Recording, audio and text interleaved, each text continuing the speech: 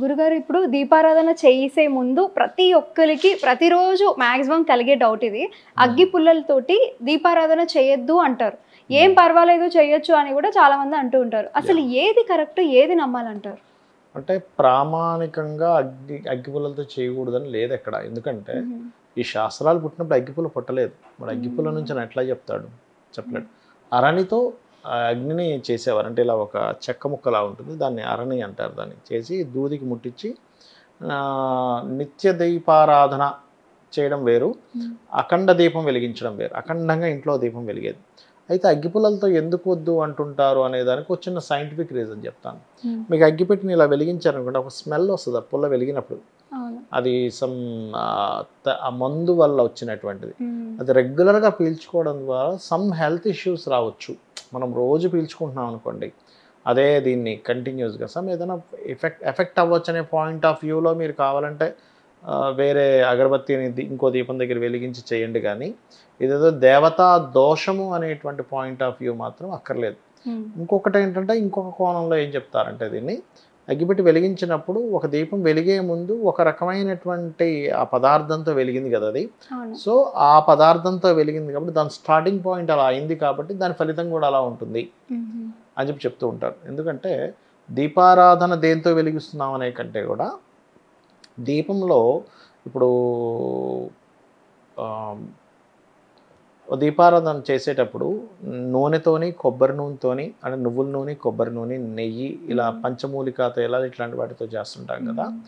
ఒక్కొక్క పదార్థంతో వెలిగించే దీపం వల్ల ఒక్కొక్క ఫలితం కూడా వస్తుంది.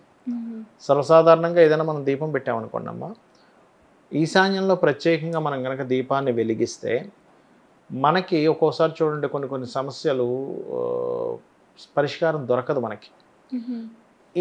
ఈ సమస్య నుంచి ఎలా బయటపడాలి అని ఆలోచిస్తూ ఉంటాం కదా. దీపం వెలిగించడం ద్వారా సమస్య నుంచి బయటపడతాడట మనిషి. వెలుగు అంటే సమ్ లైట్ అనమాట. ఈశాన్యం ఈజ్ స్థిరస్థానం వాస్తుపరంగా. అలాగే మీకు ఏదైనా పని జరగటం లేదు అంటే మూవ్ అవ్వాలి వర్క్, అప్పుడు కొబ్బరి నూనెతో దీపాన్ని వెలిగించాలి. ఓకే, రోగ సంబంధించినవి ఎక్కువ ఇబ్బంది పడుతుంది, దారిద్ర్యం ఎక్కువగా ఇబ్బంది పడుతుంది, నువ్వుల నూనె దీపం అనేది మంచిగా పనిచేస్తుంది. అలాగే పాపం అంటే పూర్వజన్మ పాపం వల్ల ఏదైనా ఇబ్బంది పడుతున్నాం, లేకపోతే ఒక్కొక్కసారి చాలా సతమతం అయిపోతున్నామండి అంటూ ఉంటారు. అష్టమూలికా తైలంతో వెలిగించాలి అప్పుడు దీపాన్ని. గురుబలం పెరగాలి అంటే గురుగ్రహ బలం సరిగ్గా లేదు అనుకోండి, అప్పుడు నేతితో దీపాన్ని వెలిగించి అరటిపళ్ళు కానీ లేకపోతే మామిడి పండు కానీ నైవేద్యంగా పెడతారు స్వామివారికి. ఇలా ఒక్కొక్క దీపారాధనకి ఒక్కొక్క ప్రత్యేకత ఉంది. అనేకమైనటువంటి దోషాలను తొలగించేటువంటి శక్తి ఉంటుందని చెప్తూ ఉంటారు. కాకపోతే ఏంటంటే ఇప్పుడు కాలంలో మనం అగ్గిపెట్టితో కుదరదు అనుకుంటే ఇట్స్ కష్టం. కాకపోతే ఏంటి ఇక్కడ రీజన్ ఏమిటి అంటే దానివల్ల ఒక చిన్న ఎఫెక్ట్ అయితే ఉంటుంది. ఎలా అంటే చెప్తాను చూడండి. ఇప్పుడు కట్టెల పొయ్యి మీద మనం ఏదైనా ఒక వండితే దాని టేస్ట్ వేరే ఉంటుంది. గ్యాస్ మీద వండినప్పుడు టేస్ట్ వేరే ఉంటుంది. పాత్ర వల్ల టేస్ట్ మారుతుంది.